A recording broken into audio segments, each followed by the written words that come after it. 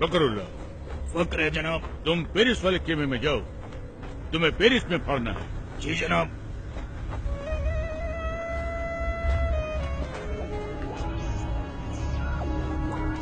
फकरुल्लाह, फकर है जनाब।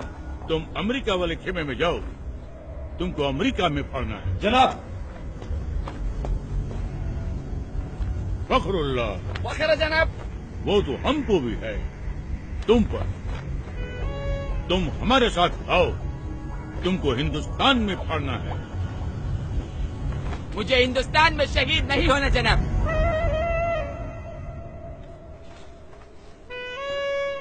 वहाँ पहले बहुत आतंक है, एक साथ 2 बम फट जाए तो दूसरे की खबर वही दबा देते, ताकि जनता में अखरोट पैदा न हो। अखरोट नहीं बेवकूफ, आक्रोश। बाकी का टीआरपी नेता ले जाते। मुझे तो इंटरनेशनल न्यूज बनना है। Love in Paris, americano. खामोश।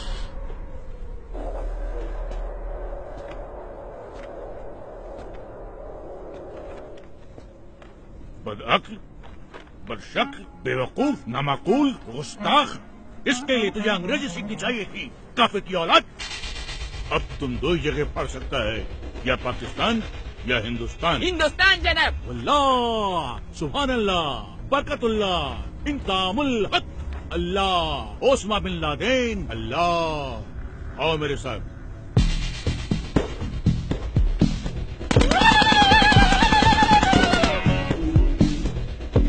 एक बात ध्यान रखना, किसी भी मुल्क में जाकर पढ़ने के लिए सबसे पहले तुम्हें उस मुल्क के आम आवाम का एक हिस्सा बनना पड़ेगा,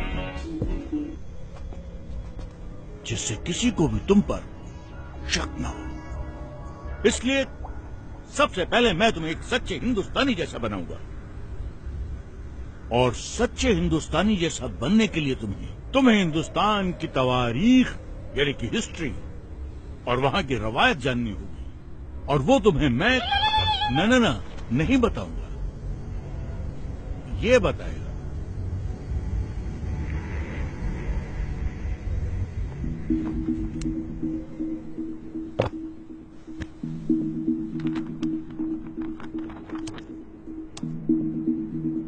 We made a tryst with destiny, and now the time comes when we shall redeem our place. Among those Indians who are now abroad, I expect that Indians living in Axis countries or in कोई बड़ी बात नहीं है बिस्मिल साहब।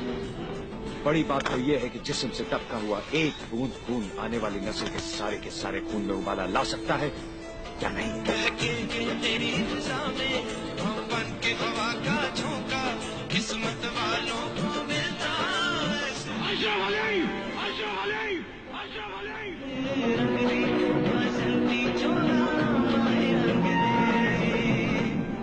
लेकिन हमारा हिंदुस्तान जिंदाबाद था, जिंदाबाद है और जिंदाबाद रहेगा।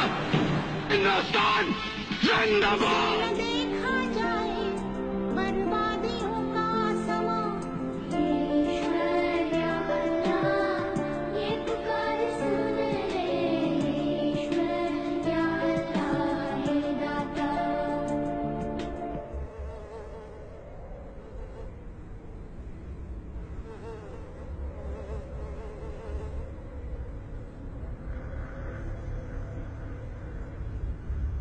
सुभान अल्लाह, अब तो एकदम हिंदुस्तानी जैसा लगता है। कैसा महसूस होता है? एकदम इंसान जैसा।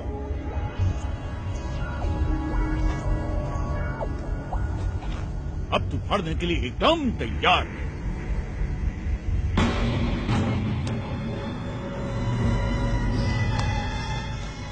जाओ, अब फाड़ डालो, फाड़ दो इसको।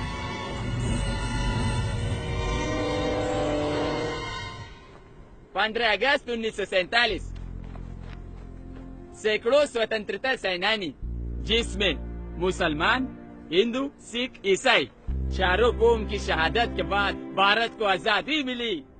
एक ही तिरंगे के नीचे खड़ा होकर हम सब ने मिलकर भारत का संविधान बनाया, जिसमें जितना अधिकार एक हिंदू को दिया, उतना ही अधिकार एक मुसलमान को, और उतना ही एक सिख और उतना ही एक ईसाई को दिया।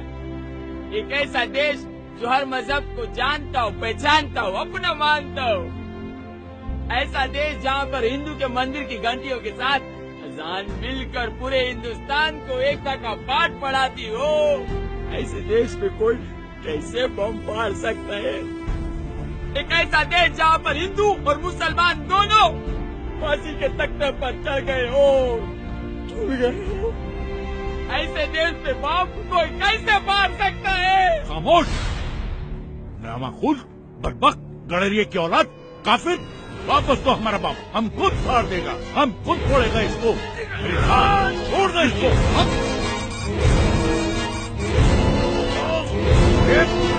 छोड़ दे।